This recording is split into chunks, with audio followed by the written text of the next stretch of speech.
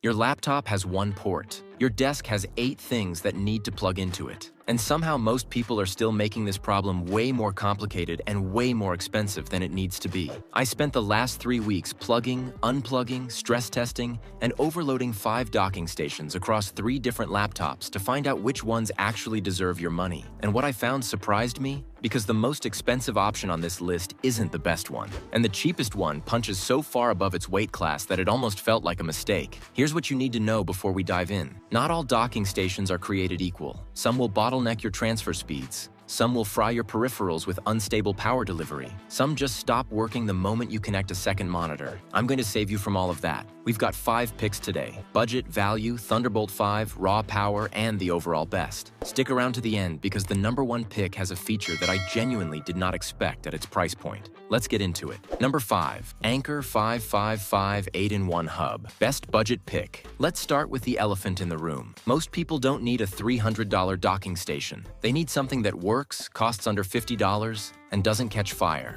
The Anker 555 is exactly that. And it's one of the best-selling hubs on the market for a reason. You're getting 8 ports in a package that fits in your palm. USB-C with 100-watt pass-through charging, 4K HDMI, 2 USB-A 3.0 ports, SD and micro SD card readers, and a USB-C data port. That covers 90% of what the average person needs on a daily basis. I ran it with a 4K monitor, a mechanical keyboard, a mouse, and an external SSD simultaneously. 0 hiccups. Here's the reality check though. This is a hub, not a true docking station. There's no Ethernet port, which is a deal breaker for anyone working from home on video calls. The HDMI tops out at 4K 30 Hz, not 60 Hz, which you will notice if you're doing any kind of creative work or gaming. And the USB-A ports, while fast, aren't going to saturate a high-end SSD. But at around $40 to $50, this thing is almost unfairly good for the price. If you're a student, a casual user, or just need a travel-friendly hub that gets the job done,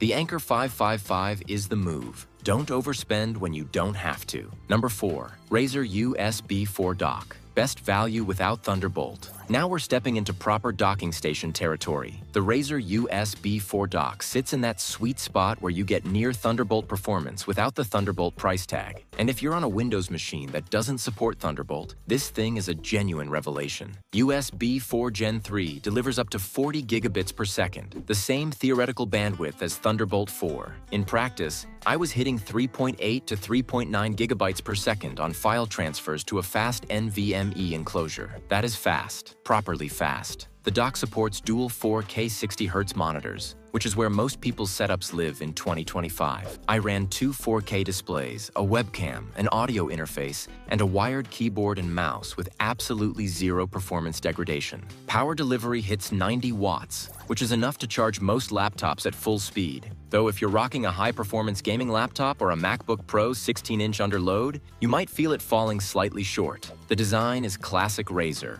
Matte black, clean, with a small LED strip that you can turn off if you hate RGB. Build quality is excellent. It feels premium in hand without feeling unnecessarily chunky on your desk. The catch? No SD card slot, which Razer somehow decided wasn't worth including. Photographers and video editors will find that frustrating. And at around $200, it's not exactly cheap, but for Windows users who want USB 4 performance at a price that doesn't make them cry, this is the dock to beat. Number 3, Pluggable TBT-UDT3.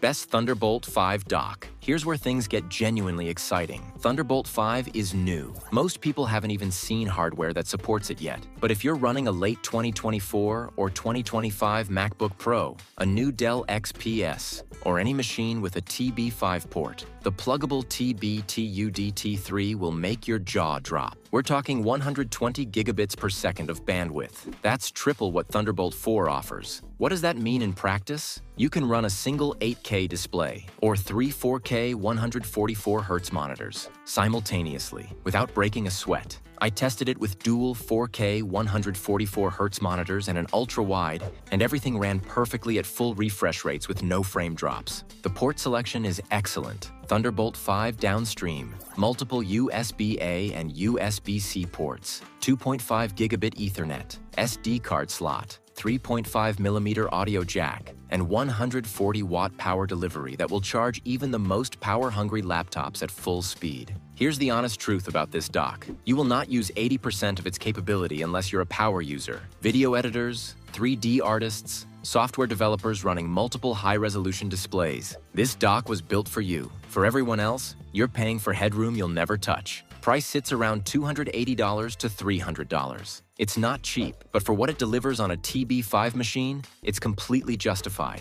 Future-proof is an overused word in tech, but this dock actually earns it. Number 2. Anker Prime Charging Docking Station. Best for raw power. Most docking stations charge your laptop. The Anker Prime doesn't just charge it, it practically throws electricity at it. This thing delivers 180 watts of total power output, with 140 watts available to your host laptop alone. I connected it to a MacBook Pro 16-inch running Final Cut Pro with an external GPU on the side, and it kept the battery topped up the entire time. That almost never happens. But here's what makes the Anker Prime genuinely clever. It has a companion app. You can monitor real-time power distribution across every port from your phone, set charging priorities, and get alerts when power delivery shifts. That sounds like a gimmick until you're mid-project and your dock is intelligently managing which devices get priority power. Then it feels essential. The port selection covers everything. Dual 4K 60Hz HDMI, 2 USB-C, 3 USB-A Ethernet,